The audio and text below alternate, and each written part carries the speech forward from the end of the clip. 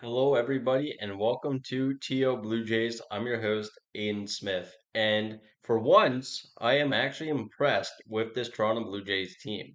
Now, not really impressed by the quote unquote superstars, except maybe Bo Bichette. But, the lack of Anthony Santander in the lineup, hopefully, this kind of left side inflammation he's having has been the cause of his rather terrible start with the Toronto Blue Jays and our $500 million contract man, Vladimir Guerrero Jr., who just hit single after single, but not able to do much else.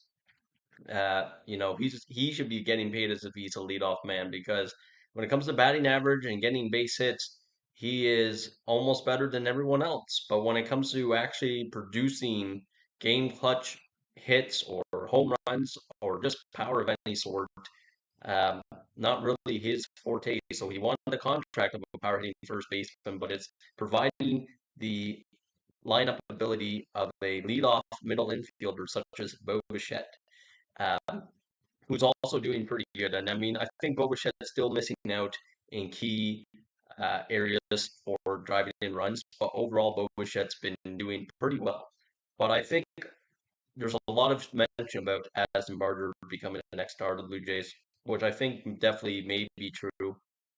However, since everyone else talks about him, I just want to take a moment to recognize both Nathan Lucas and Myles Straw, especially Myles Straw, because as we all know, originally when we traded Myles Straw or for Myles Straw to basically take the contract off the Cleveland Guardians. Now, granted, he may have been actually drafted by Mark Power Rasak, and maybe that's why they wanted him to begin with.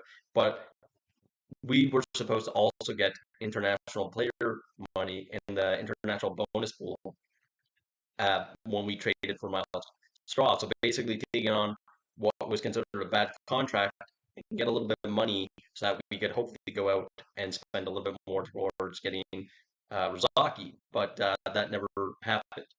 So we ended up with Myles Straw. But I mean, I haven't really been watching the games all that much.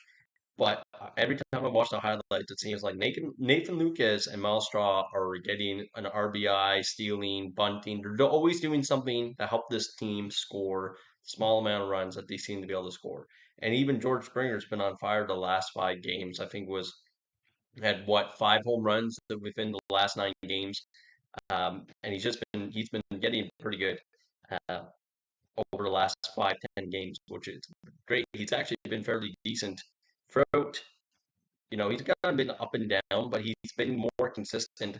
I know his batting average isn't that high, but still, compared to some of the other hot mess we've had on this team, he's doing pretty good. Now, hopefully, Nathan Lucas is okay after a collision with Ernie Clement yesterday. I believe it was the seventh inning, or maybe it was the sixth inning when they collided. So hopefully everything's good for both of them, especially Nathan Lucas.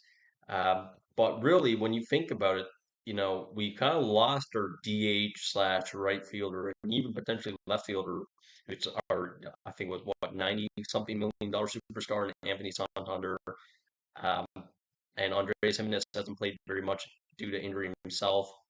So we've actually, both major acquisitions of this offseason via trade and by free agency have not panned out. And then that doesn't even go into Max Scherzer. Now, unfortunately, Bowden Francis, I think his time is up. I think at the end of last year slash maybe first couple starts this year, we kind of caught our lightning in the bottle. But since then, he has not been very good. And actually, Dalton Varsho hasn't played very much either. I mean, he was red hot and then he got injured again. Hopefully, he comes back soon too. But when you think about the fact that this Blue Jays team is 5 games over 500 without Santander, without Varsho for the most part, without Andres Jimenez, I mean, it's pretty good. Um, and really without Max Scherzer too. Not that we really expect him to be a stud per se when he comes back. But considering we really only have true free starters right now, and the rest has kind of just been a mumbo jumbo of trying to figure out who's going to pitch what innings. Um, it's actually a pretty good record, especially since if the playoffs start today, and I know it's only June 9th, but the playoffs start today, the Blue Jays would be the fifth team in the American League. I can't remember who the sixth team was. The fourth team is the Tampa Bay Rays. I think we're half a game back the Tampa Bay Rays. I think maybe the Astros or maybe it's the Twins. Um, I can't remember actually. I guess it's the Free American League East teams, the Houston Astros, and I can't remember what the other two teams would be um, in the American League East, or if there's only one from the American League East and it's the Seattle Mariners. I can't quite remember. Maybe it's Cleveland and Detroit. Yes, Detroit's the number one team, so it'd be Cleveland and it would be Cleveland and what's the other team? The Astros in the one wild card series, and then the Blue Jays and the Rays in the other wild card series. But we still have a long ways to go before we can, we still got 3 months left of baseball before we can truly figure out who's going to be in what place in the playoffs.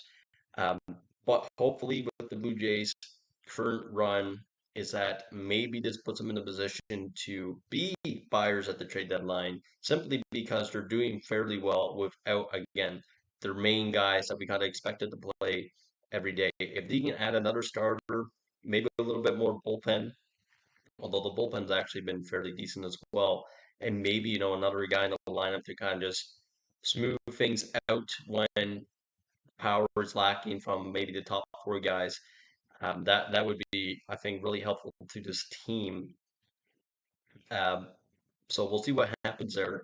But a move that was finally done after yesterday's game, which is kind of a move that doesn't really make a lot of sense, was they finally called up Spencer Turnbull from the AAA Buffalo Bisons. I'm not sure why he hasn't made his Toronto debut yet, but they finally called him up after I think it's been what, almost 3 or even maybe 4 weeks since he actually signed him to a contract. And the corresponding move was that Paxton Schultz actually got sent back down to AAA, and most people expected it to be Bowden Francis. So I tried to find out if there's any minor league options left on Bowden Francis's contract, but I was not able to find that information whatsoever. So I don't know if there's something going on with Francis's contract where they can't demote him back to AAA again. I don't know um, if they plan to put him in the bullpen or maybe there's something else they want to do before they resort to the last option. Because right now, Spencer Turnbull, I guess, is technically the fourth man in the rotation, maybe fifth man in the rotation. But maybe there's a couple of guys in the minor leagues who can be trade pieces for a potential trade in the trade deadline to acquire someone because I know a lot of people are talking about Bichette leaving. Even people have talked about Andres Jimenez leaving. I don't think that is the case whatsoever. Bowden Francis, I mean, before I kind of thought that maybe he wasn't going to be going anywhere, but you never know with the way things are going. If someone thinks that they can kind of turn them around to get that lightning in the bottle again, and that actually improves our team, maybe just something that Atkins and Shapiro would be willing to do. But again, to be at this point in the year, to have 3 really good series, the last 3 series, sweeping the A's, winning 2 out of 3 against a really good Phillies team, and then also taking 2 out of 3 out of a fairly good Minnesota team. That is really good for those Blue Jays without a lot of their quote unquote stars or superstars. So hopefully they can continue this momentum. Hopefully this will attract them to be more of buyers and sellers are kind of just neutral at the trade deadline. Hopefully Santander can turn around. Hopefully Jimenez can get himself back to 100%, start doing what he's doing at the beginning of the year, or at least, be a guy that keeps the ball moving. You don't have to be the home run and double guy, but even you can be at the bottom of the lineup, just keeping that ball rolling quite literally. And then also, if Dalton Varsho can come back healthy again and do what he was doing before he got injured again, I think this team has a good chance at doing something. So we'll see what happens. It's still a long season. We're still even a bit of ways from the true trade deadline, which is July 31st. But as always, go Jays go. See you in the next video.